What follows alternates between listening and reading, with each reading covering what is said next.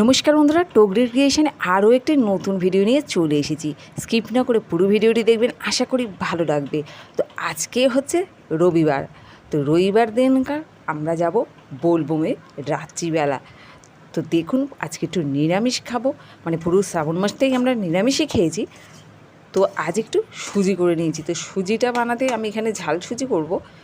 তো ঝাল সুজিটাতে আমি দিয়ে দিয়েছি আলু, টমেটো, কাঁচা লঙ্কা, আর ফোড়নে দিয়েছিলাম একটুখানি শুকনো লঙ্কা ও সর্ষে।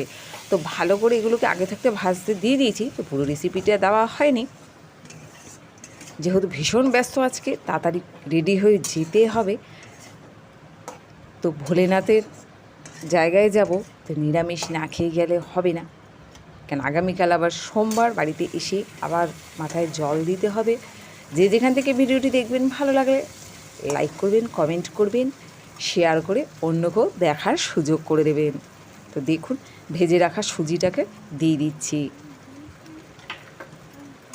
সুজিটি যখন ভেজেছি, তেল দিয়ে ভেজেছি, তার সাথে লবণ দিয়ে দিয়েছিলাম একটু। আর এই আলুগুলো ভাজার সময় লবণ, হলুদ, টমেটো, কাঁচা লঙ্কা সব কিছু দিয়ে একটু ভেজে নিয়েছি। আলুটা সিদ্ধ হয়ে যাওয়ার পর এখানে আমি ভেজে রাখা সুজিটাকে দিয়ে দিলাম। 2 থেকে 3 মিনিট আরও কিছুক্ষণ সুজিটিকে বানিয়ে নেব। কমেন্ট করে জানাবেন এরকম ঝাল সুজি আপনারাও বাড়িতে বানান কি না। আজকে ভীষণ আনন্দ লাগছে যে একটু পরেই বেরোবো, তার কারণেই এগুলো একটু খেতে তো হবেই, না খেলে তো আর থাকা যাবে না। দিয়ে দিলাম একটু জল, যাতে আলুগুলো সুজিগুলো ভালোভাবে সিদ্ধ হয়ে যায়। জল একটু না দিলে সুজিগুলো কেমন গোটা গোটা থেকে যায়, দানা দানা। দেখুন, সুজিটা হয়ে গেছে। আমি এবার সুজিটাকে একটা প্লেটে নামিয়ে বুড়ো মশাইকে আগে খেতে দিয়ে দিই, তারপরে নিজেরাও খাবো, তারপরে বেরিয়ে যাব। তো চলুন খেতে দিয়ে এবার আমিও রেডি হয়ে নিই। তো বন্ধুরা দেখুন, খেতে দিয়ে এবার সোজা বেরিয়ে গেলাম। আমি গেছি, আমার মেয়ে গেছে, আর আমার বুড়ো গেছি, 3 জনে মিলে চললাম বোলবম।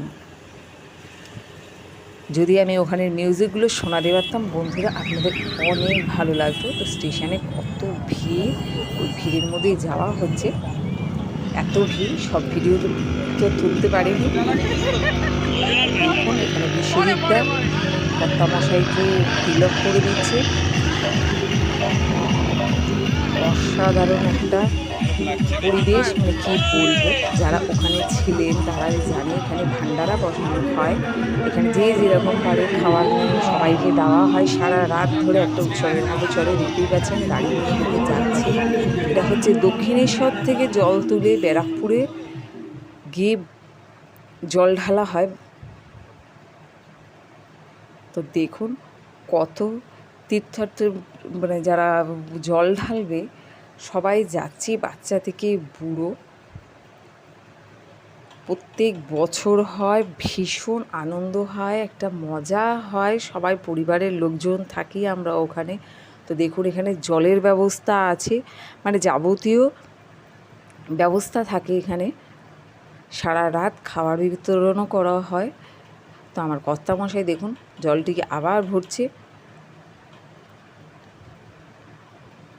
যারা গেছেন তারা তো জানেনই, এই শ্রাবণ মাসে প্রতিটা সোমবার কেউ তারকেশ্বর যায়, কেউ শম্ভুনাথে যায়।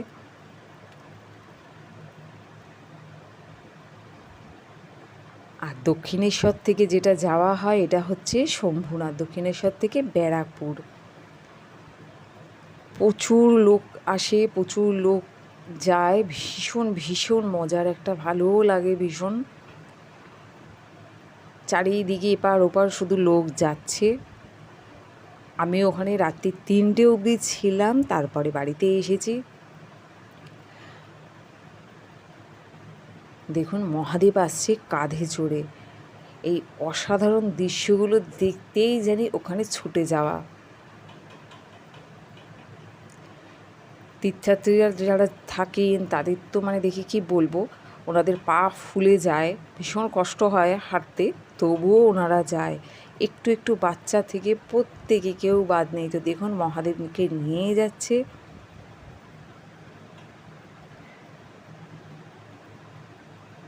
আমরা তো এখানে এটাকে বোলবম বলি। তো এখানে এত মিউজিক হচ্ছে চারিদিকে, ভোলেনাথের গান চলছে বলে মিউজিকগুলো সব বন্ধ করে দিয়েছি।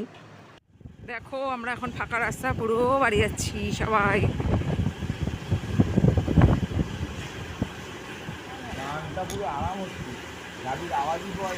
না, পুরো ফাঁকা রাস্তা চালিয়ে কি একদম মুখ নষ্ট করে দিচ্ছে এত আওয়াজ।